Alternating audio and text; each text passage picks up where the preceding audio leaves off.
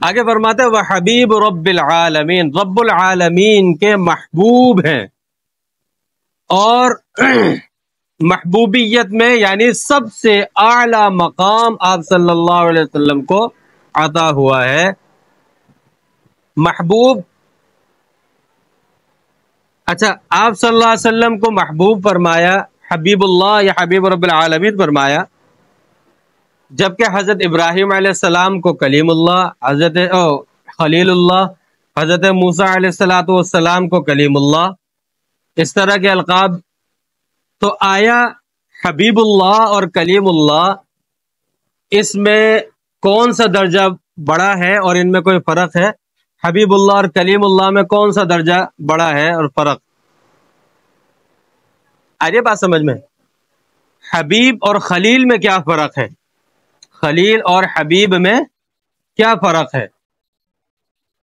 خلیل اس کو کہتے ہیں، اب یہاں پر خلیل اللہ اور حبیب اللہ میں فرق۔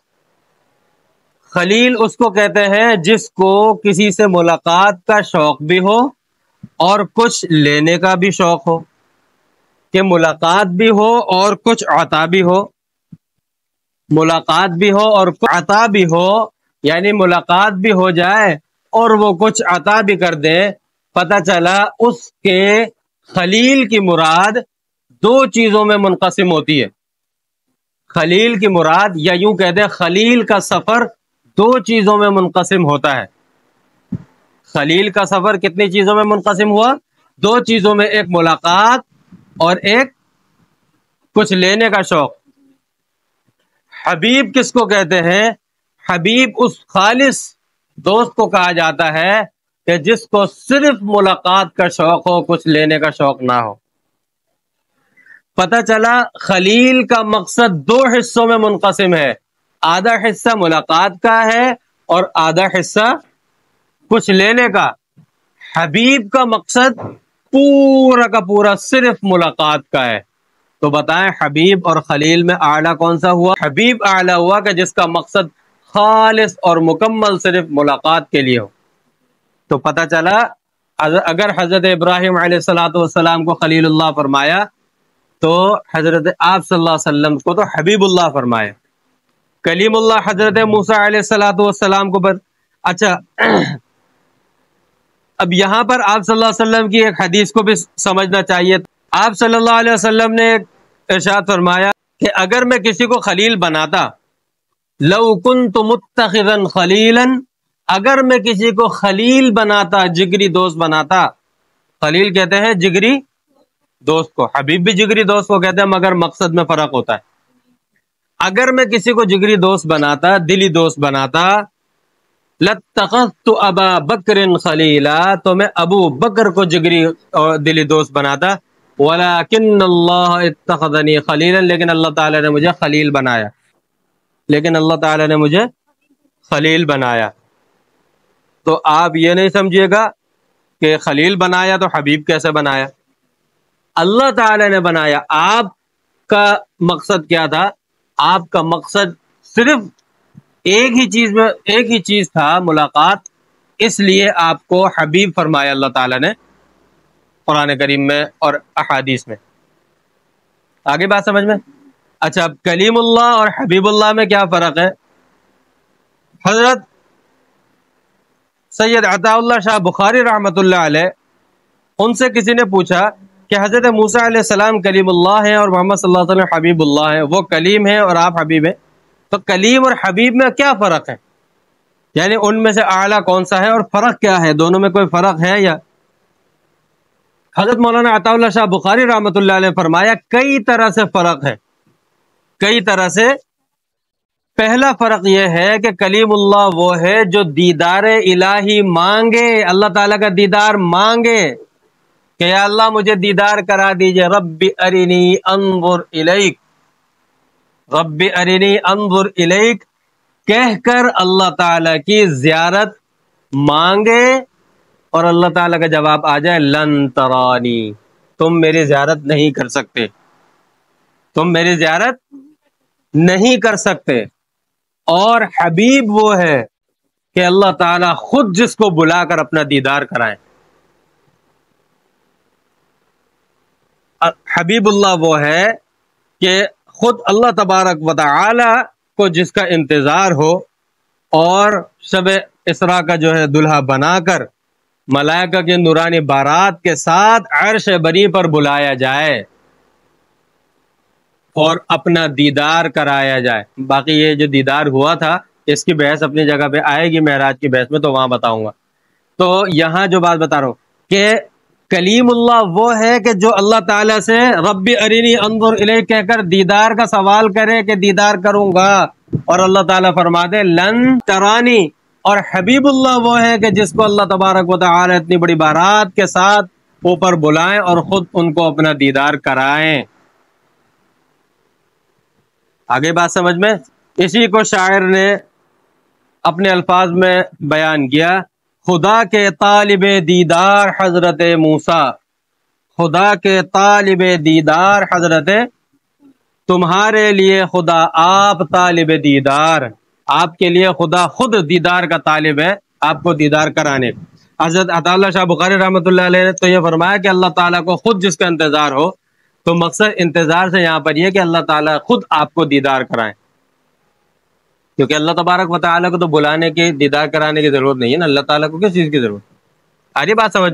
آگے شاعر کہتا ہے کہاں بلندی طور اور کہاں تیری معراج، کہاں بلندی طور اور کہاں تیری، طور کی بلندی پہاڑ ہے، طور پہاڑ ہے نا، کتنا بلند ہوگا، زیادہ چلو K2 سے بھی بلند ہوگا، اور کتنا بلند ہوگا، اور آپ صلی اللہ علیہ وسلم کی معراج عرش کے اوپر اللہ تعالیٰ نے بلایا، کہاں بلندی طور اور کہاں تیری معراج، کہیں ہوئے ہیں زمین و آسمان ہموار، کبھی زمین اور آسمان ایک برابر ہوئے؟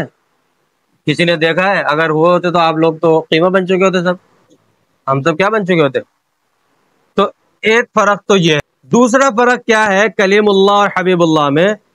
کلیم اللہ وہ ہے جو ایک نور کی تجلی برداشت نہ کر سکے، اللہ تعالیٰ نے فرمایا تھا نا وَلَكِنْ انظُرْ إِلَى الْجَبَلِ فَإِنِ اسْتَقَرَّ مَكَانَهُ فَسَوْفَ تَرَى فَلَمَّا تَجَلَّى رَبُّهُ لِلْجَبَلِ جَعَلَهُ دَكًّا وَخَرَّ مُوسَىٰ صَعِقًا۔ حضرت موسیٰ علیہ السلام جب تجلی پر اللہ تعالیٰ نے صرف تجلی ظاہر فرمائی تو اپنا دیدار تو ابھی نہیں کرایا، دور کی بات، صرف اپنے ایک نور کی ایک تجلی ظاہر فرمائی، حضرت موسیٰ علیہ السلام بے ہوش ہو گئے۔ تو فرمایا دوسرا فرق ہے کلیم اللہ وہ ہے جو کوہ طور پر اللہ تعالیٰ کی ایک تجلی برداشت نہ کر سکے۔ آگے بات سمجھ میں؟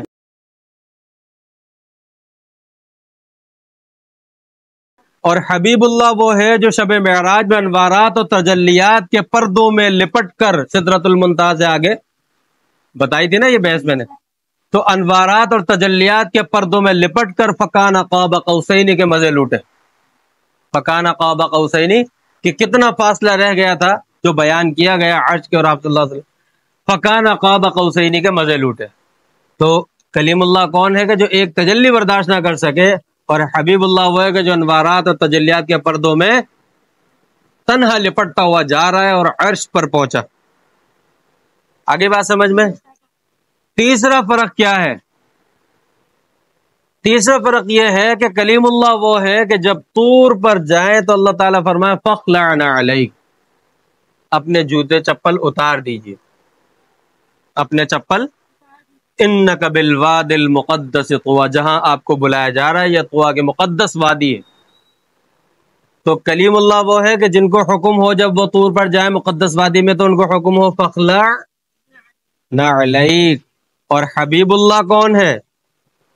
حبیب اللہ وہ ہے کہ جب وہ عرش بری پر جائیں اور چپل نعلین اتار دیں تو اللہ تعالیٰ فرمائے نعلین پہن کر آئیں، نعلین پہن کر آئیں، اپنے چپل جوتے پہن کر آئیں تاکہ قیامت تک عرش بھی ناز کرتا رہے۔